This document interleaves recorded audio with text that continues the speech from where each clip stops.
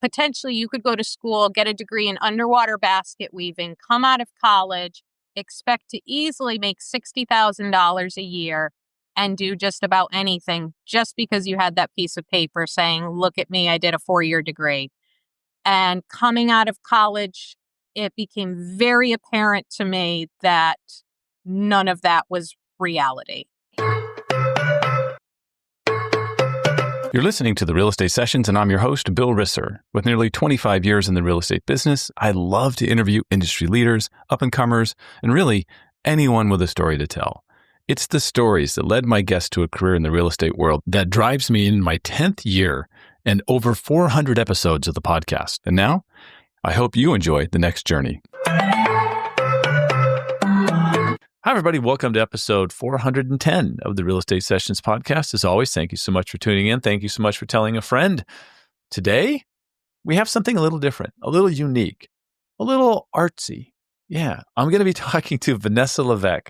Vanessa is an artist here in St. Petersburg that Cindy and I discovered at a little art festival in Gulfport, which is a whole nother story. Well, if you've never been to Gulfport, let me know and we'll take you down there. It was a really cool vibe that was coming from her booth. She had these amazing pieces of art. I don't want to kind of spill the beans on any of that yet, but we've since purchased a few pieces, and I wanted to have her on the podcast to talk about what she does, because I love finding out things about people, especially very interesting people. So let's get this thing started. Vanessa, welcome to the podcast. Thank you so much for having me, Bill. It's going to be a lot of fun and I know that because I've seen your art. It's very fun, and we're going to talk about that later. But the first thing I want to cover is, as I always do, I want to talk a little bit about your childhood. I know that you're from New England, right? You're up there in I don't know were you a Patriots fan when they were killing it because you're from that part of the country? I'm sad to admit that I am not a football person. I was a huge Red Sox fan. Red Sox fan, but I never got into football. All right. We'll talk about that in a minute. Where'd you grow up? What part of New England? That's a big area. There's a few states up in there. Sure. So I'm from Wallingford, Connecticut. Not too many people know about it. However, you might know about it now because a lot of times when you get those as seen on TV, buy this now, they'll have a P.O. box in Wallingford, Connecticut. And a lot of that stuff gets shipped out of the industrial area where I learned how to drive stick shift when I was 15 years old. So that's all you need to know about Wallingford. Wow. Well, is there a hill at least to make it difficult to start off in first gear in a hill when you're learning how to drive a stick, or was it flat? There is one of the biggest hills I've ever seen in my life. It's so big. My husband was quite the daredevil. And as a kid, he decided to go down it on a skateboard. And he said the second his feet lifted off the pavement and he started rolling down, he immediately knew he had made the worst decision of his life. Did he bail early or did he stick with it? There was no bailing. You just had to stick with it and hope for the best. Wow. All right. Well, obviously he did. He's still here. He's still with us. All right. So true or false? Connecticut people. What is it? Connecticut. What are you? We're nutmeggers, I guess. Okay. We'll go. Okay. Nutmeg. I don't know. Connecticans. Is it true that Connecticans think they have the best pizza on earth? I would say it's not true that we think. I would say it's just true that we have the best pizza. Yeah. I've got a couple of buddies who listen to this podcast who are going to go, yeah, I need to talk to her. Oh. All right, good. How about sandwiches? Is there something about sandwiches in Connecticut, like they were invented in Connecticut? I don't know too much about that, and maybe Connecticut folks would get kind of upset with me, but I gotta say, I think Publix has got Connecticut beat in the sandwich department. Yeah, a pub sub. Yeah. Rock. Yeah. You can't beat a pub sub. I love it. Typical childhood for you? There's, nothing crazy, just kind of brothers, sisters, all that kind of stuff? I used to think that I had the most typical childhood ever. two parents, happily married, a sister, the big, beautiful house on the hill. And the more that I have spread my wings and met people, I'm beginning to think that I had the most untypical childhood because none of my friends had childhoods like me. Yeah. Yeah, that's a great way to look at it because typical, the definition of typical that works, but no, you won. Yeah. you, you won. So, all right, that's good. I like that. Give me your what's your favorite part of growing up in Connecticut? I think for me, my favorite part was, and granted, I'm aging myself here, but I grew up in the last generation before the internet and before social media, and none of that existed. I'm not now, but I was growing up the biggest tomboy you'd ever meet. I loved playing in swamps. I caught frogs and snakes. I was in streams. I was knee deep in mud. And I think that that was the greatest thing, that I lived in an area where we could get on our bikes in the morning, go to the neighbor's house, get some freeze pops, ride around all day, come home when the street lights came on. And that was wonderful. Wow, that's great. Yeah, that's definitely a win. Give me your biggest, what you feel is the biggest misconception about Connecticut. When I came down here and people learned that we are from Connecticut, I never really thought about what people thought about people from Connecticut before I left Connecticut, oddly enough. Yeah. But I think the biggest misconception was that everyone from Connecticut was rolling in mad amounts of cash. That seemed Mm, to be the misconception, and that's not the truth about Connecticut at all. Plenty of yeah. people are, but plenty of people are on the complete opposite end of the spectrum. Yeah, that makes sense. I think that you do kind of think that. You think that that's where, oh, that's Westchester County. Then you go a little farther north, you get to Connecticut. It's all the same. Yeah. Okay. So, what was 15-year-old Vanessa planning on doing or becoming? What were you doing? And you're in high school. What was the road? I Boy, that's tough. I knew a couple things. I knew that I really didn't like school. I knew that I never, at that point in time, my father was going through a really rough point in his life with his career. And he was very fearful of losing his job and not having a college degree. He felt very much stuck in his job because he was very well paid. He was a driver for UPS. Okay. So he worked very hard to make sure that my sister and I had lots of opportunities. It was never a choice if I was going to go to college. It was, I will literally quit my job and walk you in every single day into your college classes. So you better go. So I tended to look at things like I didn't know what I wanted to do. I didn't think that being an artist was possible because that didn't exist in my world. There were no art shows where I came from. No one was making it as an artist. I never saw that. But watching what my father was going through, it just made me realize that I never wanted to be in the position where I hated going to work every single day of my life. Hmm. So, where did you end up going to school? I went to Roger Williams University in Bristol, Rhode Island. Okay. And what was your focus on, your area of study? My area of study was art. Was art a part of your first job out of school? It was not, because I also, when I was going to college, the thought and the way that it was presented to me was that you can go to college and you could get a degree. And this was literally said with underwater basket weaving. I've never met someone with a degree in underwater basket weaving, but potentially you could go to school, get a degree in underwater basket weaving, come out of college expect to easily make $60,000 a year and do just about anything just because you had that piece of paper saying, look at me, I did a 4-year degree. And coming out of college, it became very apparent to me that none of that was reality. Right.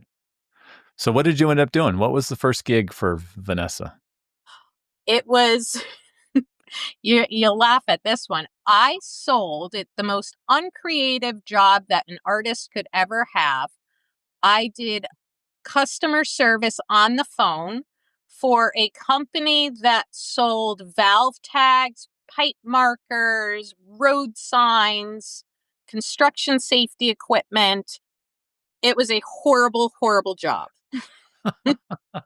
How long? How long did that last? Not long. Okay. I think I made it about 10 months. You know, the thing that really got me, like I couldn't deal with it, was I had this one customer, and it was odd because I worked in a call center, and there was probably another 100 people working there. And for whatever reason, I would always get this call when this man called in. And the first time we placed an order for his tags, and this company was unique in that the manufacturing department, we would have to walk through where the products were manufactured to get to our desks. Hmm. So his order was done incorrectly. And he called back a couple days later and he was upset, and he's like, "Hey, I need this for a project and everything's wrong because it's all OSHA and it's got to be done a very specific way." So we went over everything. I thought I put everything very clear in the notes and sent it off to manufacturing. And lo and behold, a couple weeks later, I get a call from this guy again saying, "Hey, this is what's going on. It's incorrect." So long story short, after this guy had gotten his order wrong a couple times from not just me, but other people, I reached out to a supervisor and said, "Hey, listen, I know exactly what this man wants. Can I just go into the manufacturing warehouse and just talk to the person that's making these tags, and we can get on the same, the same side here. We can just see what's going on and where the miscommunication is." And they said, "No, we can't allow you to get up from your desk." And I said, "That is the most ridiculous thing. The amount of money and time that we are wasting when I could just literally go back there and talk to Sherry and say, 'Hey, Sherry, this is what we need.'" And they would not have it. And I said, "You know what? I can't do this. This is not for me." And that was it. I was done. So what did that lead you to next? Because I have a feeling this is going to be a cool path to the world of art. That led me to next feeling like a failure, and that I was slowly starting to see that corporate America and I do not play nice in the sandbox together. So shortly after that, I moved to Florida because I didn't want to get too rooted into the cold weather and tying my roots. I didn't want to be that person that, and nothing wrong with this, but for me, it wasn't an option. I didn't want to be the person that grew up somewhere and stayed there for the rest of my life. I wanted to get out. So I was like, you know what? This job's not working. Let's go down to Florida and see what my options are there. I love the sun, the swimming, all that stuff.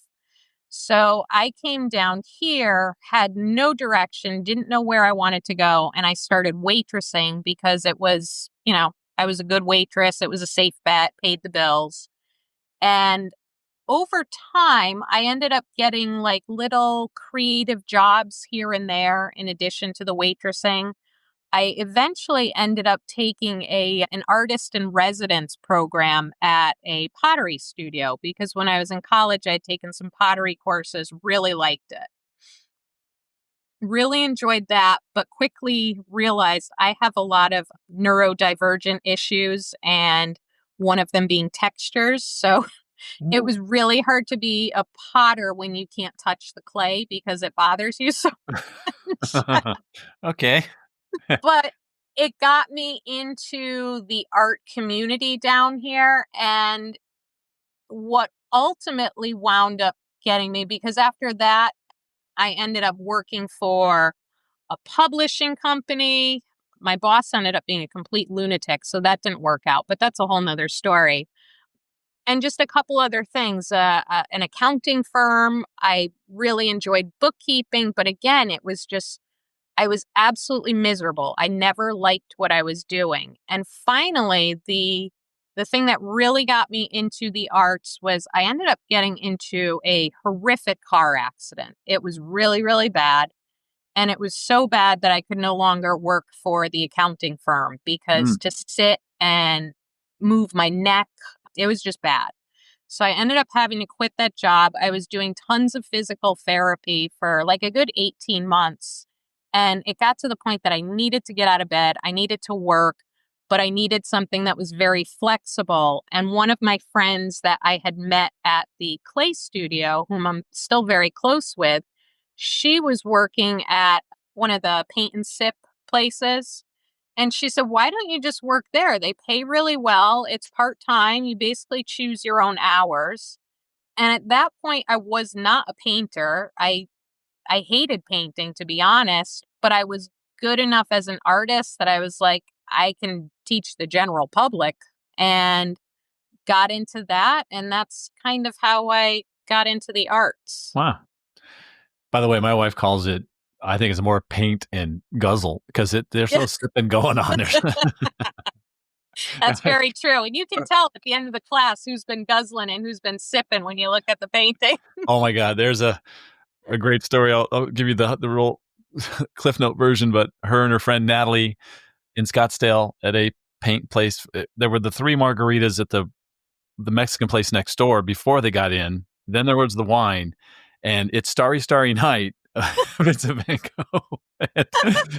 One of them had like 1,000 swirls. They just kept doing it. They liked the swirls. They just kept going. They were everywhere. So, Uh-huh. anyway, sorry.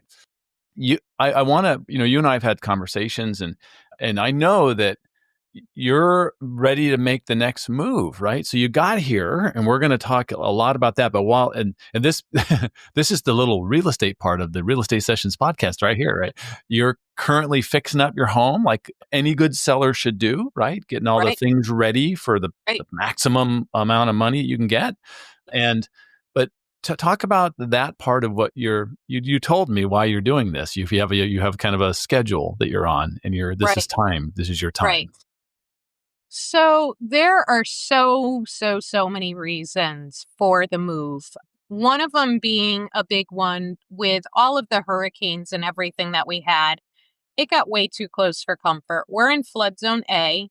Mm, Our house never flooded, but the water came up into my neighbor's garage so that he had to gut his garage. mm. And the water went right, it surrounded our house basically. So we had, it was way too close for comfort. And it's just seemed like each time it's gotten a little bit closer, a little more frequent. We got a quote for flood insurance for $14,000 a year, which is just astronomical.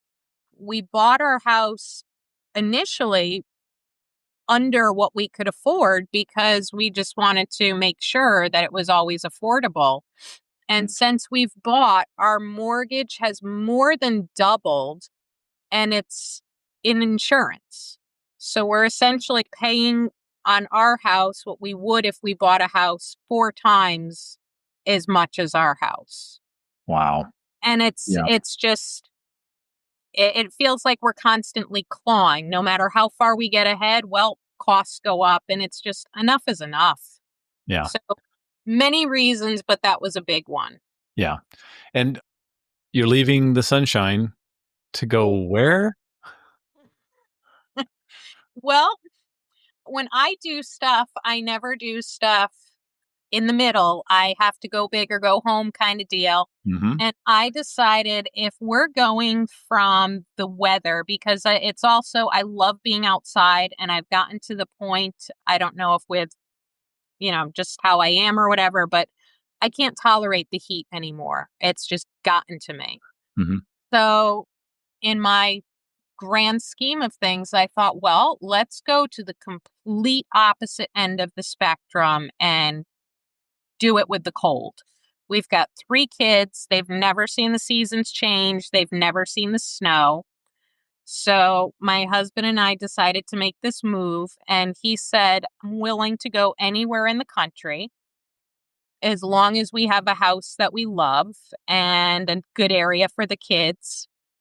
And I told him, because both of us still have our parents alive, I said, I don't want to leave the East Coast. Let's stay on the East Coast.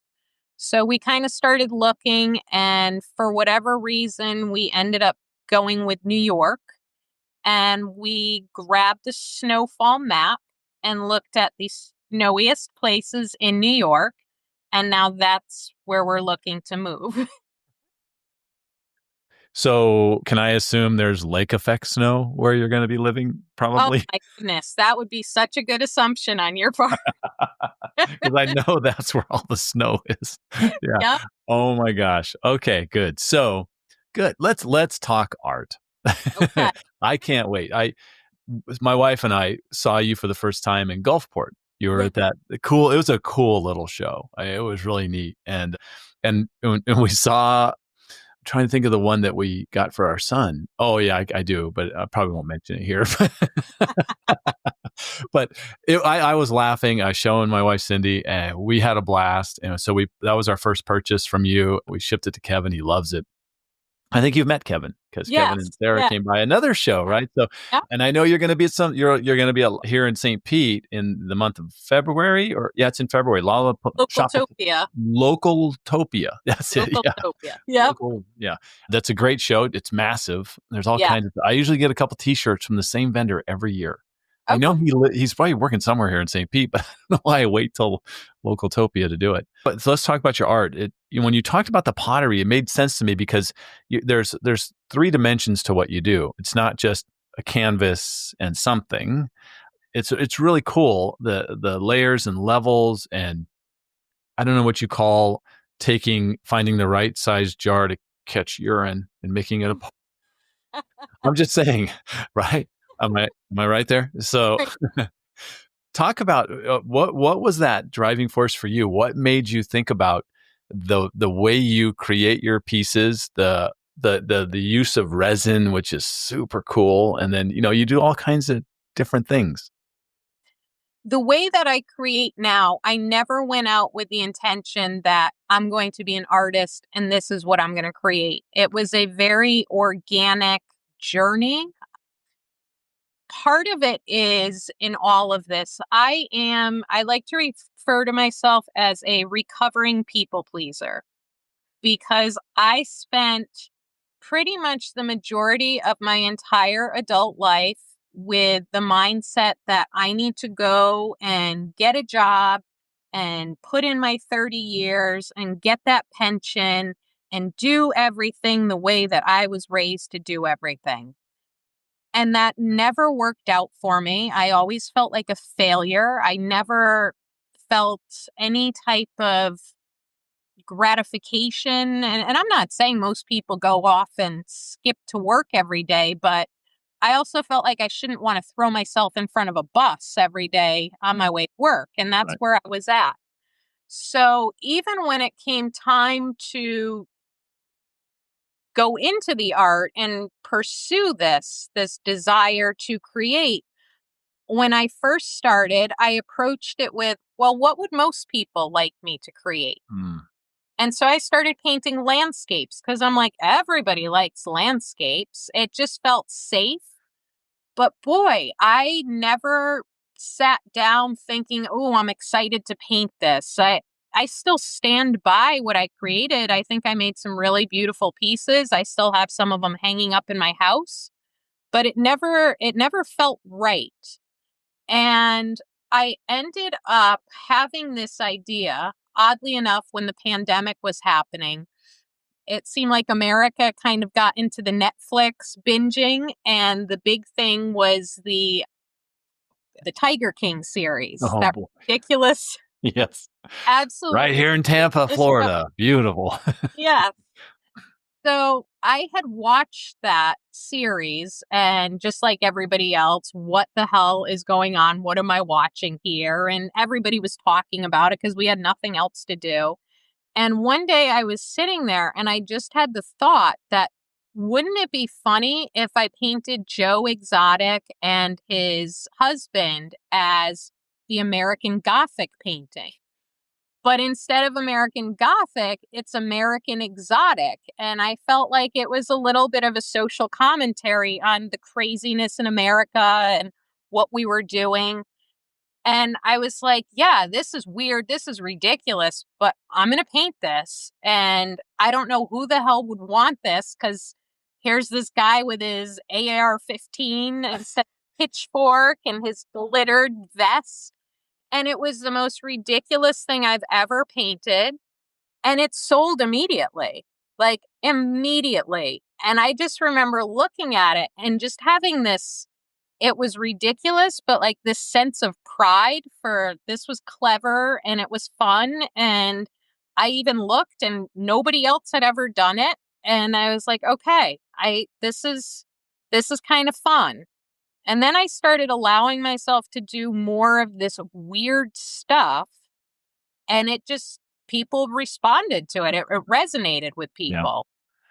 You have there's a no filter approach. I will definitely call it that to what you do, which I think is hilarious. Obviously, it's not for everyone. I don't know if I've asked you this before. Have you ever had somebody come by at a show and go, "Oh, this is disgusting," or "How can you do this?" Do you ever like the pearls get in a bunch kind of a lady, or usually I would think? Gosh, yes. I had one person come by and tell me that some of the stuff should be covered, which to me is ridiculous because a lot of what I do, it's plays on words. Mhm. I had a lot of criticism when I was in art school that I was too literal.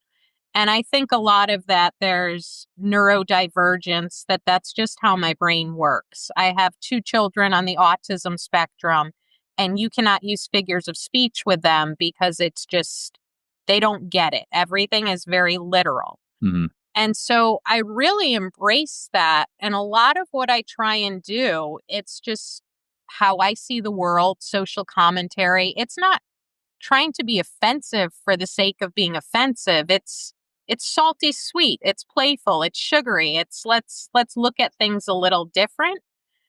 So yeah, I've gotten on occasion people that clutch the pearls. I actually made a pair of sunglasses and I spray painted them black. So if you got offended, you could put these glasses on while you're in my That's while you're awesome. in my spot.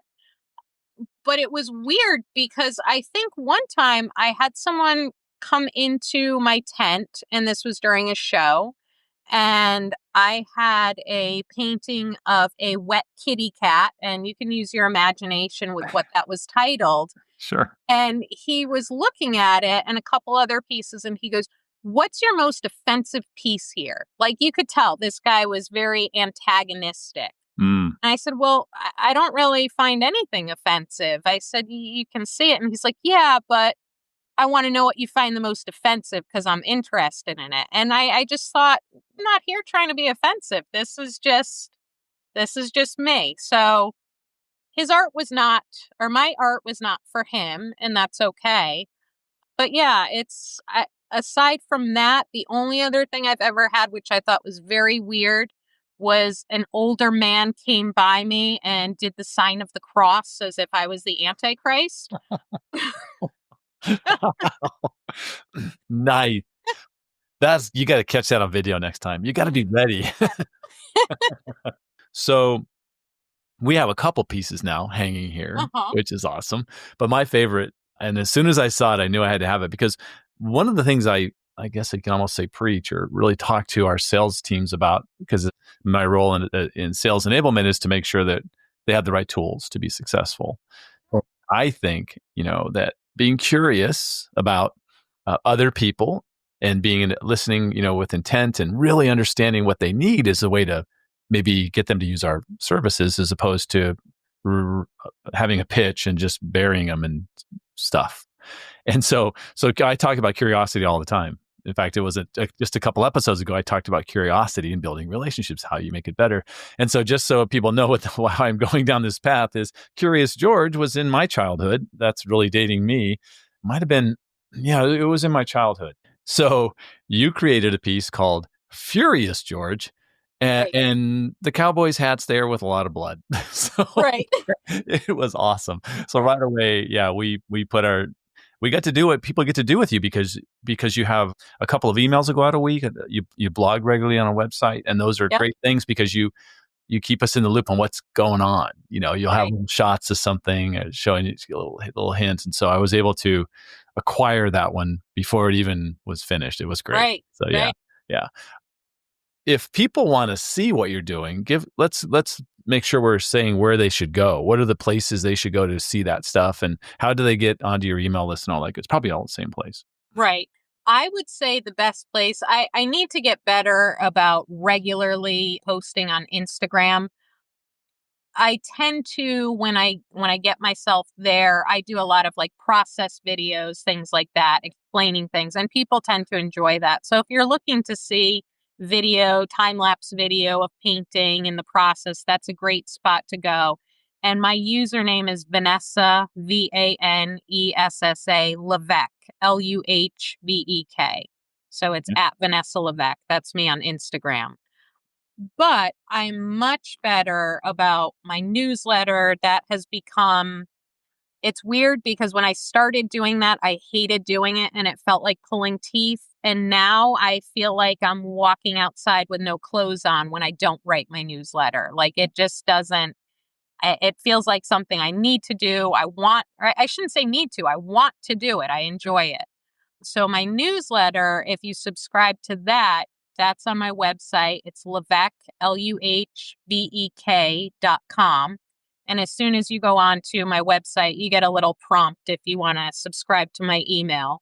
So that's how you would do that. And you can also see a lot of the works you've worked on in the past, some things that you're working on now. It's really cool. I think it's just awesome. Thank you. Yeah. What advice would you give a young man or a young woman thinking about doing what you're doing? How does one, do you have advice having gone through these things? That's weird that you asked that because as I was driving today, I was literally just talking to one of my good friends about that. And my advice, and again, take it with a grain of salt, I don't have all the answers. But if I could go back in time, knowing what I know now as a working artist, I don't think I would have gone to art school.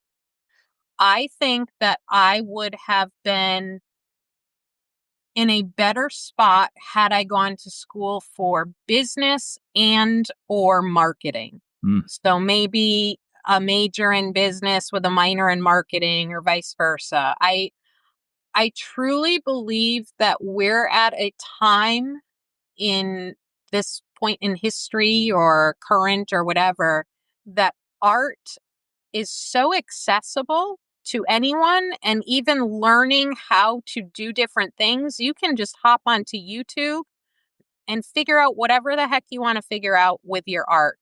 I think the biggest thing though is to find your niche and really, really zero in on that. Don't try to just make what's trendy, but really focus on that niche and get so concentrated that you become an expert in whatever the heck that niche is.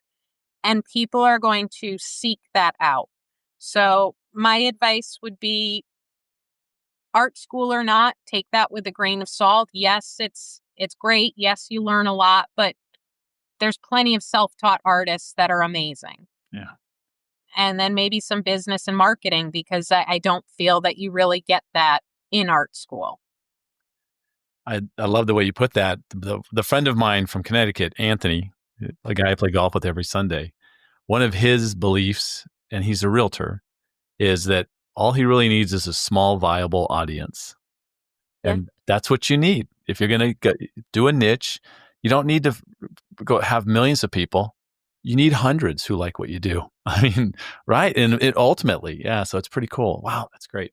And so this is going to be the fun part, Vanessa, because no matter who the guest is, no matter what they're, because I have fun with my podcast. I go off into different places, but this is the same question I've asked every single guest for 10 years. You ready? I'm ready. All right. What one piece of advice would you give a new agent just getting started in real estate? Whew. What one piece? Jeez. All right. Well,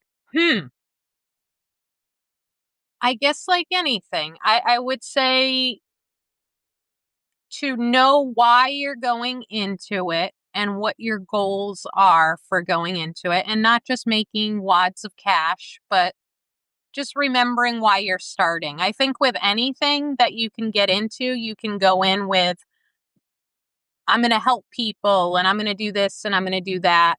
And over time, the shininess and the funness can kind of wear off and you kind of find yourself going down a different path. So I would say, like anything, really think about where you're starting off, why you want to do what you're doing, and just remind yourself that this is why I'm doing what I'm doing. Awesome. Look, in 410 episodes, that's the first time that answer's been used. So Okay. congratulations. Awesome. I told you we think a little differently here. All right. This has been great. I can't thank you enough. I know I've asked you about this and we had to finally get our schedules together, and this has been fantastic. I can't wait for the response. But please go to levesque.com. And I love by the way, it's LUHVEK, LeVesque. It's phonetically how you pronounce her name, but how is it really spelled, Vanessa? It's really spelled LE capital V as in Victor, ES as in Sam, QUE.